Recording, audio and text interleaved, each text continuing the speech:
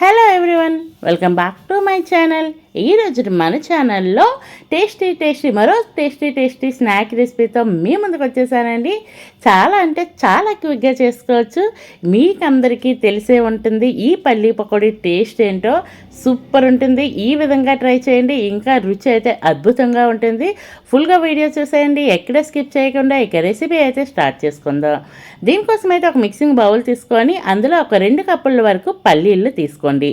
ఈ పల్లీలు కాస్తంత ఎండబెట్టిన పల్లీలు తీసుకోండి. అప్పుడు పకోడీకి టేస్ట్ అనేది చాలా బాగుంటుంది. ఈ విధంగా ఉన్న పల్లీల్ని తీసుకొని పక్కన పెట్టేయండి. నేను ఇక్కడ రెండు కప్పుల వరకు తీసుకున్నా. నెక్స్ట్ మరో మిక్సింగ్ బౌల్ తీసుకొని అందులో 1/2 కప్పు వరకు, ఏ కప్పుతో పల్లీలు తీసుకున్నామో అదే కప్పుతో 1/2 కప్పు అయితే కనుక శనగపిండి, 1/2 కప్పు వరకు బియ్య పిండి వేసుకోండి. అలాగే కలర్ కోసం అయితే ఒక 1/2 స్పూన్ వరకు పసుపును వేసుకోండి. టేస్ట్ కోసం అయితే ఒక పెద్ద స్పూన్ వరకు కారాన్ని వేసుకోండి.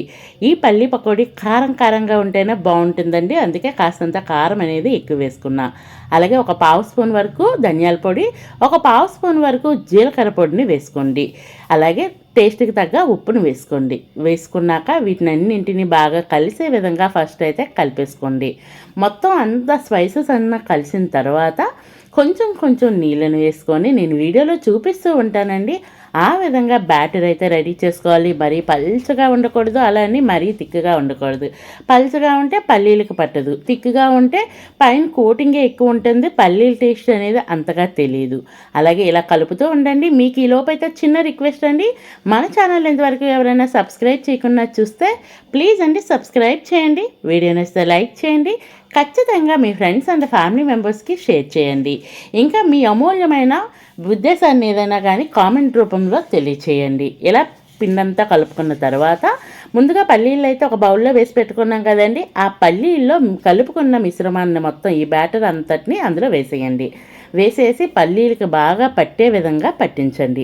ఇలా కాస్త లిక్విడ్గా ఉంటేనే పల్లీ పకోడీ అనేది టేస్ట్ బాగుంటుందండి. అంటే కోటింగ్ మరీ ఎక్కువగా లేకుండా దానికి సరిపడా ఉంటుంది. టేస్ట్ అయితే సూపర్ ఉంటుంది. పల్లీ టేస్ట్ తెలుస్తుంది, అలాగే బయటన ఉన్న కోటింగ్ టేస్ట్ కూడా చాలా బాగా తెలుస్తుంది.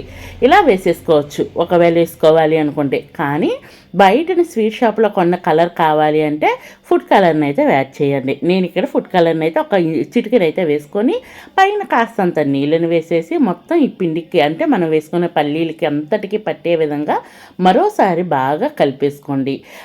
ఇంట్లోనే చేసుకునేటట్టయితే కనుక ఈ ఫుడ్ కలర్ అనేది అవాయిడ్ చేసేయండి. ఇలా మొత్తం కలిపేసి పక్కన పెట్టేయండి. అలాగే నేను ఈలోపే డీప్ ఫ్రైకి ఆయిల్ పెట్టేసుకున్నాను. ఆయిల్ వేడైనాక ఆయిల్ వేడైనాక మీడియం ఫ్లేమ్లో పెట్టేయండి. ఫుల్ ఫ్లేమ్ మీడియం ఫ్లేమ్లో పెట్టేసి ఇలా విడివిడిగా వేసుకోవటానికి ట్రై చేయండి. వేసుకునేటప్పుడు కాస్తంత జాగ్రత్తగా వేసుకోండి. ఎందుకు అంటే మనం వేసేటప్పుడు ఆయిల్ పైకి తుల్లే అవకాశం ఉంటుంది కాబట్టి కాస్త స్లోగా వేసుకోండి. ఫ్లేమ్ కంప్లీట్గా లో ఫ్లేమ్లో పెట్టేసి వేసుకోండి. అప్పుడు కాస్తంత తుల్లటం అనేది తగ్గుతుంది. వేసుకునే తర్వాత medium to high flame adjust చేసుకొని మంచి గోల్డెన్ బ్రౌన్ కలర్ వచ్చేంత వరకు ఫ్రై చేసుకోండి.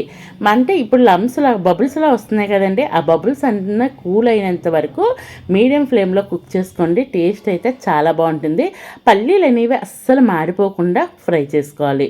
ఇలా ఎందుకు చేస్తున్నాను అంటే ఇలా గాలిలో ఆడించేసి మళ్ళీ ఆయిల్లో వేస్తే గాలిలో కాస్త చల్లారి మళ్ళీ ఆయిల్లో వేయటం వల్ల ఇంకా క్రిస్పీగా రెడీ అవుతాయి. ఇలా రెడీ అయినాక ఆయిల్లో నుంచి అయితే బయటికి తీసుకోండి.